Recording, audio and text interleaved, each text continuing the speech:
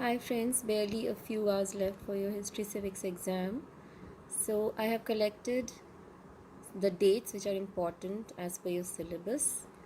If you want, you can have a screenshot of this. And for a quick reference, you can refer to these dates. So right from the beginning of the First War of Independence to the national rise of nationalism, all the important dates, events, associations, the bills passed, all the dates are here.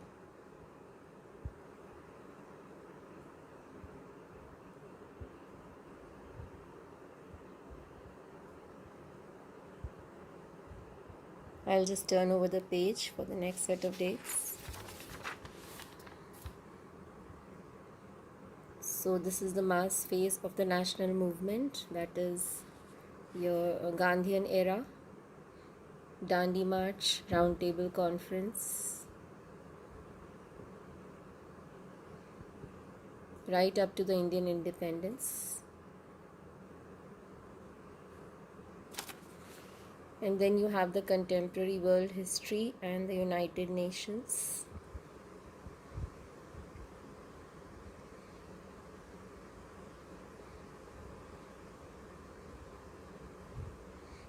Please have a screenshot of this so you can easily go through the dates as a quick reference before the exam.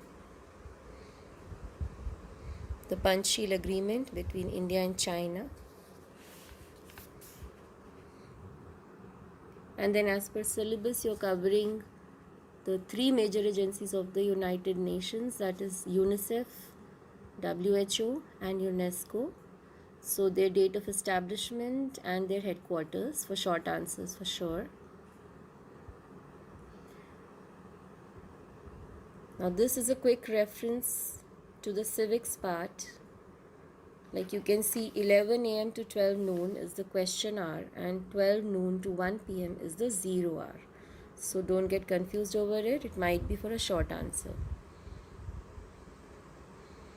And then you have the different articles that refer to the different provisions of the Constitution regarding the office of the Vice President, Article 63, provision for the office of a Prime Minister, Article 75, revisory jurisdiction as per Article 137, and then very important, the three emergency powers of the President, that is a general emergency, Article 352, breakdown of constitutional machinery in a state, Article 356, and financial emergency is imposed as per Article 360 of the Constitution.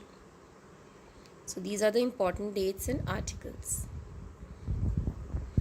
Now, as per the analysis of the last 5-year papers that I've done, I can tell you to brush up on some of the topics, though this is, don't take my word on it and quote that, these are the topics which might be coming for exam, but then yes, they are important as per the analysis of the last 5-year papers. So in the civics part, whichever chapter you're focusing on,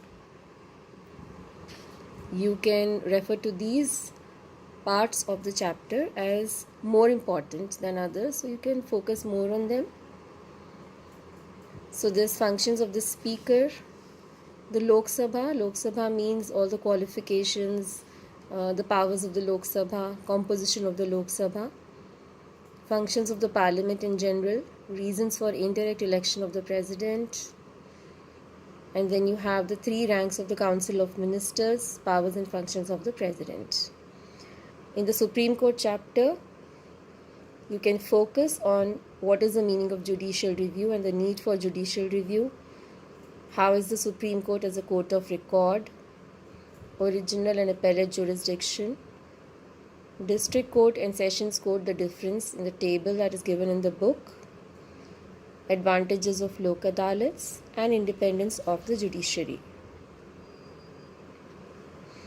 Moving on to the history part, some important topics could be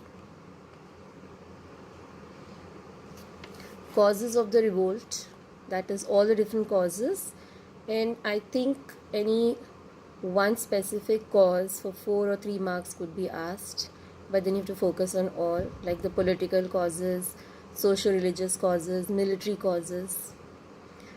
And then the latter part of the chapter, Queen Victoria's proclamation, changes in the army or changes in the administration, immediate cause of the revolt, the Mangal Pandey greased cartridges incident, repressive colonial policies, that is the nationalism chapter, and causes for the formation of Muslim League. In the independence and partition part, you have the clauses of Mountbatten Plan, which are important, clauses of Indian Independence Act, which was based on the Mountbatten Plan, impact of the Quit India movement, and definitely the objectives of Forward Bloc and the INA. Contemporary world history, definitely the First World War is important this time, so go through all the causes of the First World War, the Treaty of Versailles in detail, territorial rearrangements, and it could be mixed up with the causes of the Second World War, so don't ignore that. Then you have the similarities in the ideologies between fascism and Nazism, which is important. Remember, it's the ideologies, similarities between the ideologies of both fascism and Nazism. And then focus on objectives of United Nations, functions of Security Council, ICJ, International Court of Justice, functions of UNESCO in the field of education, functions of UNICEF and the WHO. I guess this would be useful for you, friends, and all the best for your exam for tomorrow. Thank you.